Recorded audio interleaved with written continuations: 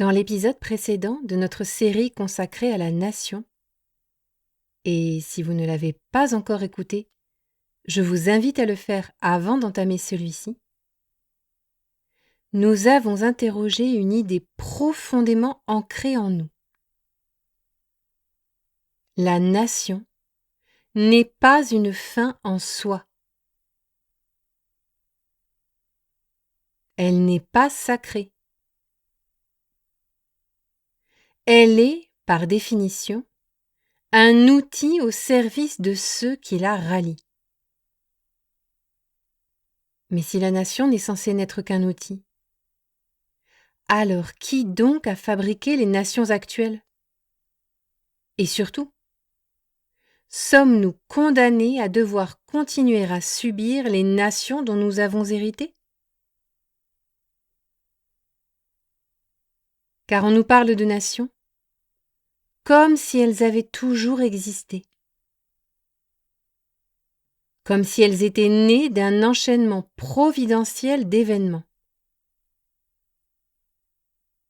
comme si elles étaient immuables, éternelles, naturelles. Et pourtant, avant que des hommes ne décident de s'associer, elles n'existaient tout simplement pas. Alors que s'est-il passé entre ce moment originel, où quelques individus ont choisi de coopérer, et notre époque, où la nation semble devenue intouchable? Comment un pacte politique a-t-il pu se transformer en objet de culte, dont il semble désormais impossible de s'extraire?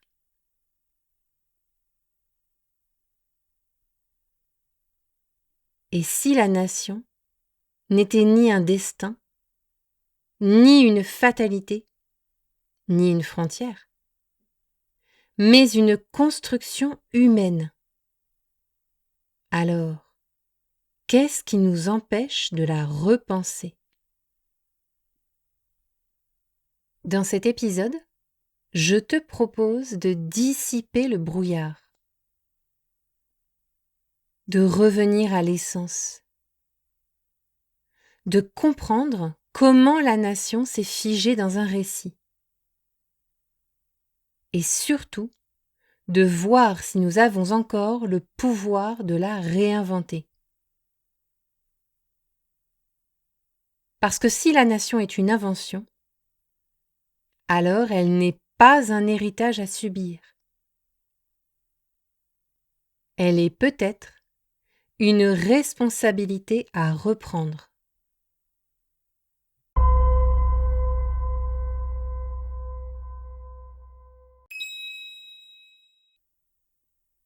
Si la volonté d'association des hommes est le ferment de la nation, alors il faut immédiatement remarquer que celle-ci ne fait pas partie des piliers invariants de l'existence.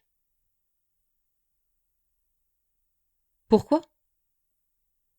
Parce qu'à l'inverse des objets bien réels, qu'on ne peut transformer que dans la limite des lois de la physique, l'esprit ne s'embarrasse pas avec la matière pour muer.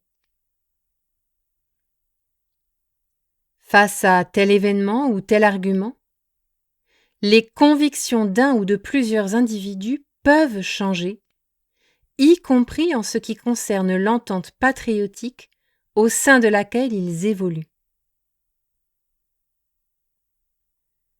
Notons qu'avant que des discussions n'aient lieu pour créer la nation, celle-ci n'existait tout simplement pas. Une fois qu'elle atteint l'état de fonctionnement, elle ne reste jamais identique à elle-même. Parvenue au terme de son règne, elle disparaît. Les nations seraient donc pareilles à tout organisme vivant. Elles naissent, croissent et meurent. Or, s'il fut un temps où celle-ci n'était pas encore venue au monde, alors c'est que l'homme a pu un jour se dispenser de leurs effets. Mieux. Si les nations ne se traduisent par aucune matière palpable, c'est qu'elles sont purement une vue de l'esprit. Ainsi, il est en théorie envisageable que nous en redéfinissions le concept même dans l'optique d'en tirer davantage de bienfaits. Notre vision presque prophétique de l'histoire, allant de nos ancêtres les Gaulois à la France libre de De Gaulle, en passant par la construction du royaume de France, par les dynasties des Mérovingiens jusqu'aux Bourbons, nous pousse généralement à penser que les nations sont le fruit d'une évidente et quasi providentielle suite d'événements.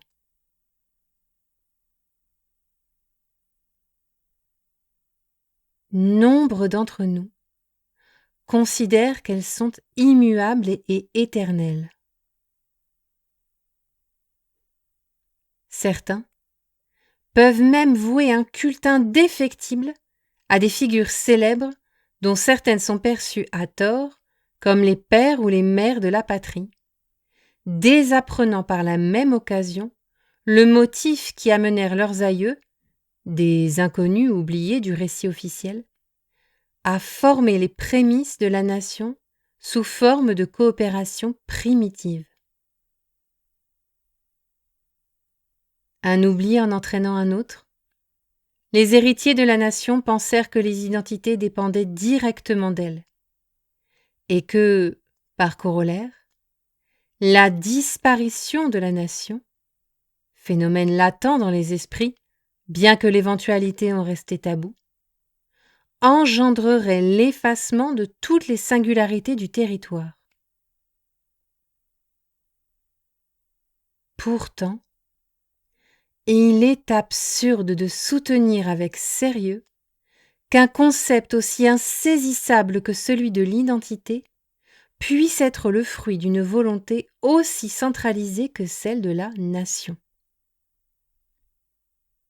Par nature, l'identité fleurit partout là où résident des hommes. Elle échappe de fait au pouvoir de l'autorité, jusqu'à ce que cette dernière s'intéresse à elle. Ce n'est donc pas, par exemple, le drapeau français planté sur le chef-lieu d'une localité qui conditionne l'apparition et la sauvegarde des identités, mais bien l'existence de la vie elle-même.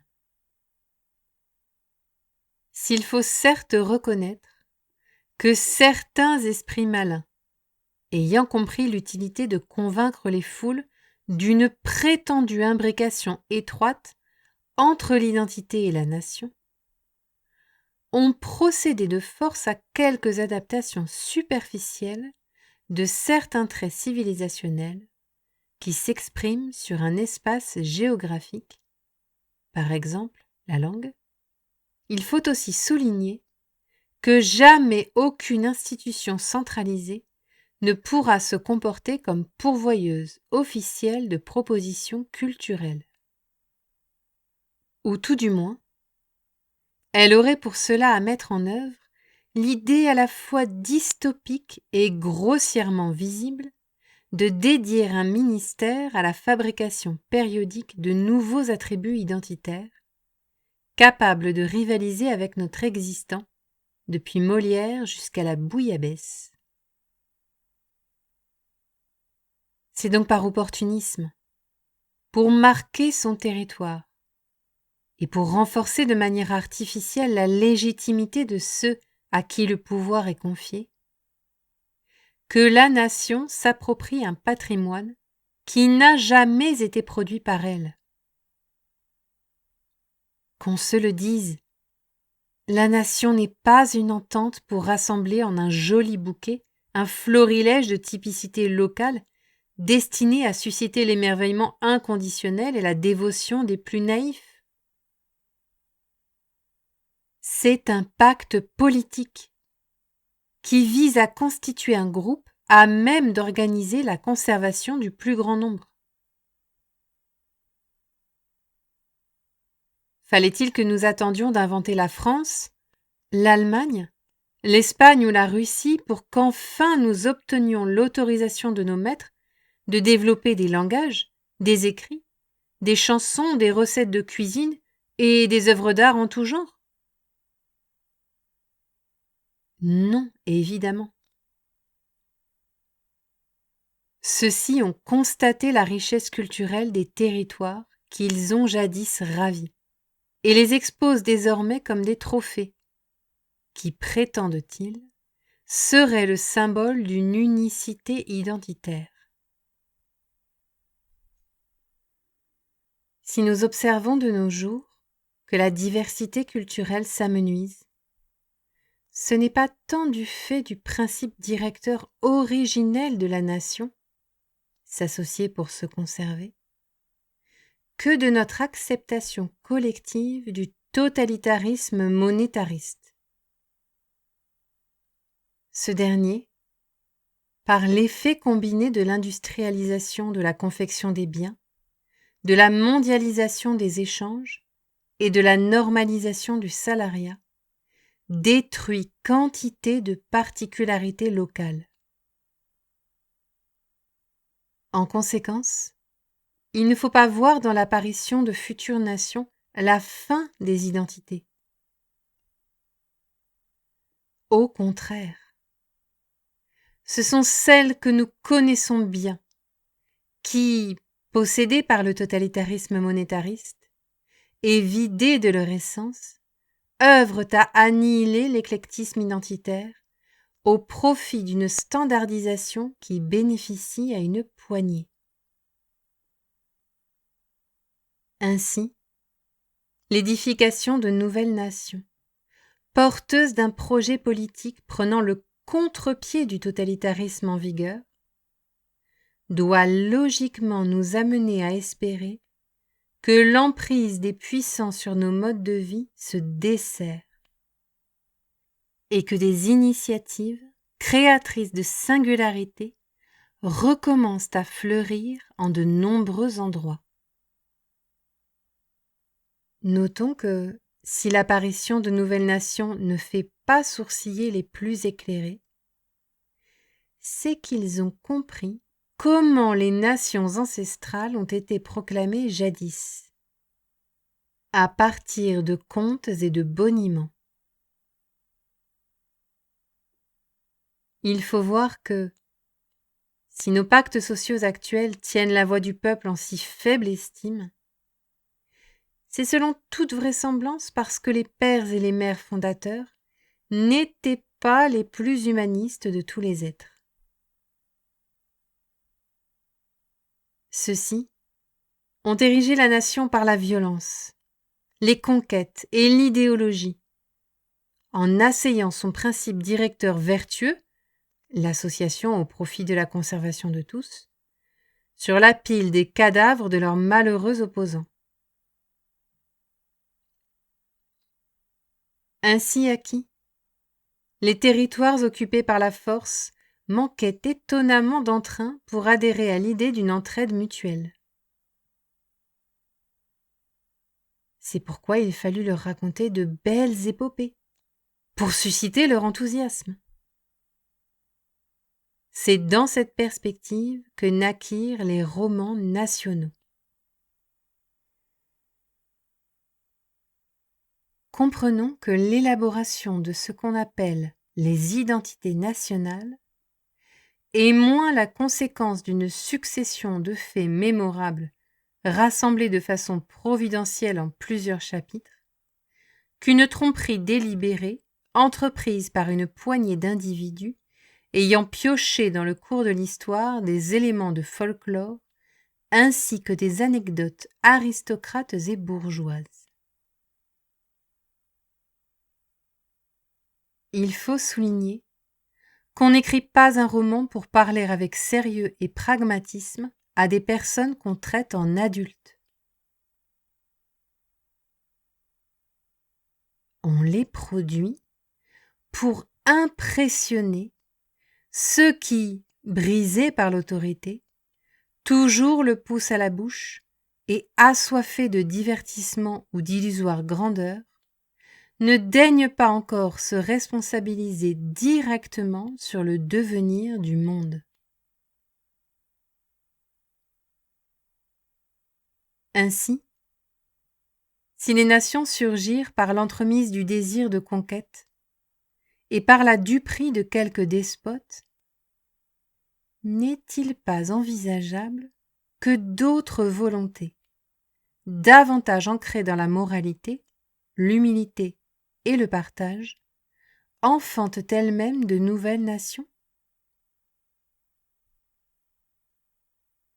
Il n'y a aucune raison pour laquelle le droit de les créer ne devrait appartenir qu'à ceux dont l'ego est si démesuré qu'ils privent leurs congénères des moyens d'organiser la vie bonne.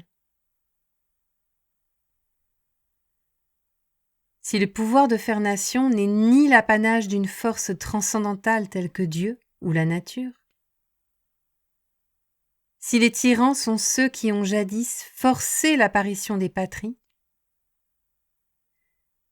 et si, enfin, tous les hommes sans exception naissent libres et égaux, alors aucun argument valable ne peut s'opposer à ce que des personnes ordinaires s'associent pour former des pactes sociaux inédits et constitutifs de nouvelles nations. Il n'y a pas de Clovis, Charlemagne ou Napoléon suffisamment formidable pour éclipser l'égalité de droit qu'ils partagent avec n'importe quel anonyme du XXIe siècle.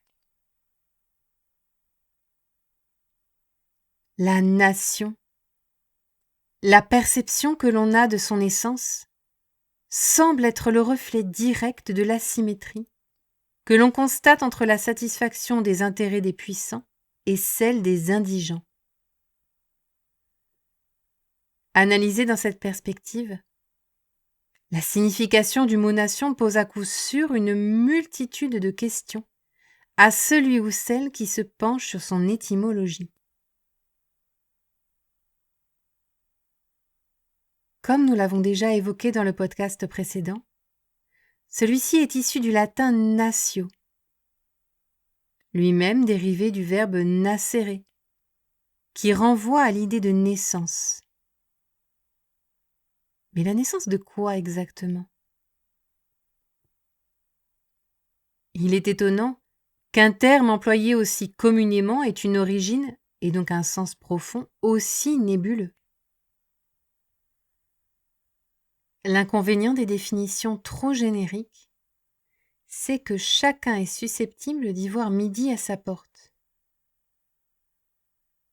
Ainsi, il ne fait aucun doute que pour les premiers tyrans ayant conquis des royaumes devenus nations, ce terme fait référence à l'avènement de leur objet de domination. En son absence, ils ne disposeraient d'aucune puissance.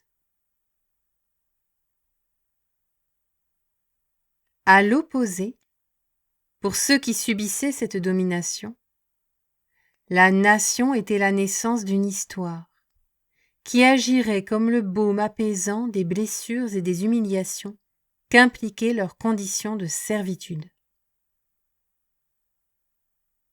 L'homme est généralement prompt à se rendre amnésique lorsque, confronté aux cruautés les plus insoutenables, on lui offre les plus artificiels des réconforts. À l'inverse du tyran, la nation ne leur a toujours apporté qu'un état de soumission. Faut-il en conséquence renier le concept de nation et lui trouver une alternative? Je ne crois pas. Il semble surtout important de dissiper le brouillard sur ce terme, voire mieux, de substituer à sa très vague substance un sens net, profond et vertueux. Il est de loin préférable de lui accoler la signification qui aurait dû prévaloir depuis l'apparition des premiers pactes sociaux, à savoir la naissance d'une entente explicite et libre entre plusieurs êtres humains, destinée à les faire s'entraider dans leur quête de conservation et d'épanouissement. Si nos nations historiques n'ont pas été bâties dans cet esprit, rien n'interdit que nous nous saisissions de cette nouvelle définition afin de créer des nations à l'essence plus claire et pure que celle que nous employons naguère. Il est évident qu'aucune des nations dont nous avons reçu l'héritage n'est venue au monde dans le respect absolu des lois morales fondamentales. Et à propos des lois morales fondamentales, si vous souhaitez en savoir plus, n'hésitez pas à consulter la série de podcasts Le Bien, disponible sur notre chaîne. Devrions-nous pour autant en conclure que l'idée théorique de nation est néfaste, ou qu'il est impossible d'en mettre en œuvre une application pratique qui honore son principe directeur vertueux avec vigueur et constance? Rien n'est moins sûr. Car ce que nous ont appris les nations actuelles, c'est qu'il n'existe rien de plus vulnérable qu'une petite entente locale dont la portée est limitée à une grappe d'individus. Si les patries qui règnent aujourd'hui sans partage sont parvenues au niveau d'hégémonie que nous leur connaissons, c'est bien parce qu'elles ont employé la force et ou l'idéologie pour contraindre telle tribu, tel clan, telle ville libre à les rallier. Face à une armée commandée par un tyran, les quelques personnes qui probablement avaient fait le choix de s'unir à l'échelle d'un hameau ou d'une commune pour s'entraider dans leurs sauvegardes respectives, n'ont eu d'autre possibilité que de plier le genou à terre en signe d'allégeance ou de disparaître. Le constat de l'immoralité de nos nations ne doit donc pas nous amener à entreprendre un demi-tour vers des formes d'association archaïques, en petits groupes d'individus isolés. Nous devons nous servir de notre expérience pour innover et nous prémunir de toutes les tentatives de conquêtes absolutistes. C'est pourquoi les futures organisations humaines vertueuses seront nécessairement celles qui, faisant fi du paradigme imposé par les nations ancestrales, adopteront malgré tout un mode de coopération d'envergure nationale, voire multinationale. Cela ne signifie ni que les communes disparaîtront dans ce modèle, ni qu'elles ne verront pas leurs prérogatives renforcées, mais plutôt que, quoi qu'il arrive, elles auront besoin de rallier une union au-delà d'elles-mêmes. Notons qu'à bien des égards, les formations étatiques les plus résilientes et les mieux préparées pour endiguer toute forme d'autoritarisme sont celles qui, décentralisant de manière très nette le pouvoir législatif vers les communes, feront le choix d'une formule multitête. Le gouvernement national versus les gouvernements communaux.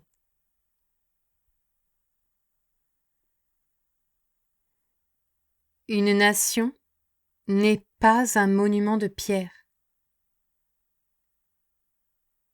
Elle ne repose pas sur un socle immobile. Elle n'est pas suspendue hors du temps. Elle naît, elle grandit, elle se transforme, elle s'épuise, elle disparaît. et parfois, elle engendre autre chose. Si la nation est le fruit d'une volonté d'association, alors elle appartient au domaine du vivant. Or, tout ce qui vit évolue. Tout ce qui évolue peut se dégrader. Et tout ce qui se dégrade appelle une décision.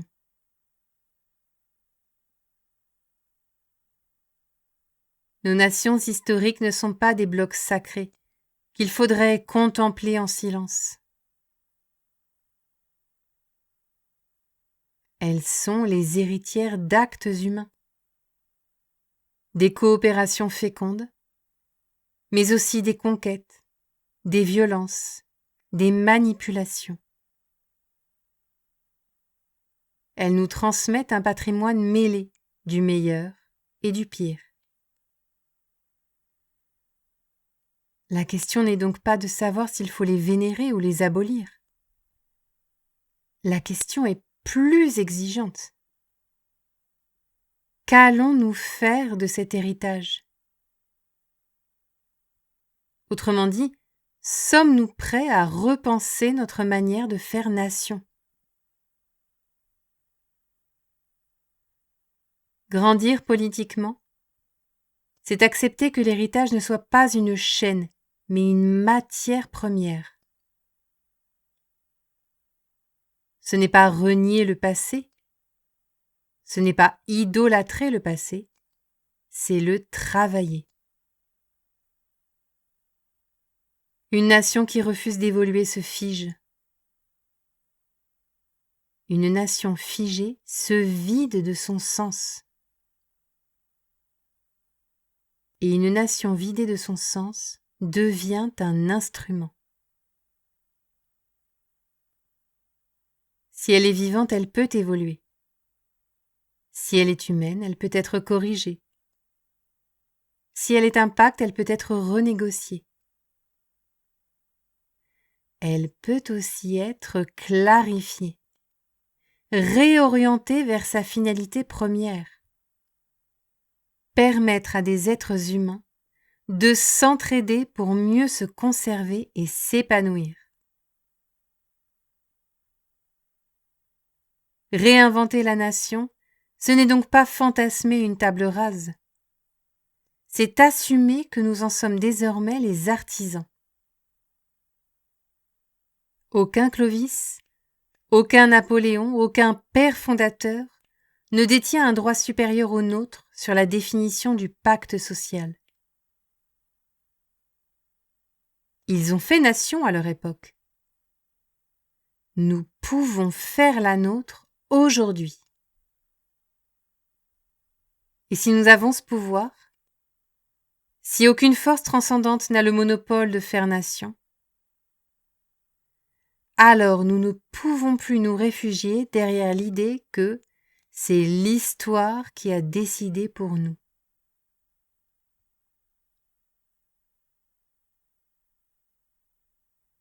Dans le prochain épisode, nous verrons que l'histoire elle-même confirme ce mouvement. Les nations surgissent lorsque les anciennes échouent à répondre aux besoins des hommes. Et nous nous demanderons en quoi notre époque pourrait bien être l'une de ces périodes charnières où de nouvelles générations de nations commencent à émerger. Mais avant cela, j'ai une question pour toi.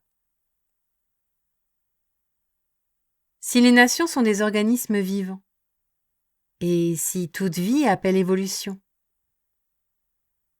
as-tu le courage de participer à leur transformation ? Ou préfères-tu en demeurer le spectateur ?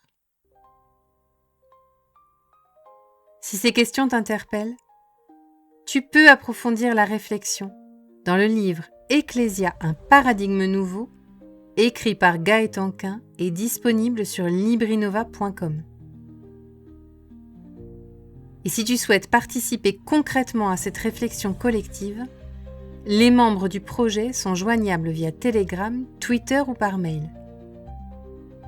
Tu trouveras tous les liens dans la description ci-dessous. À très bientôt pour la dernière partie de notre série dédiée à la question brûlante de la nation.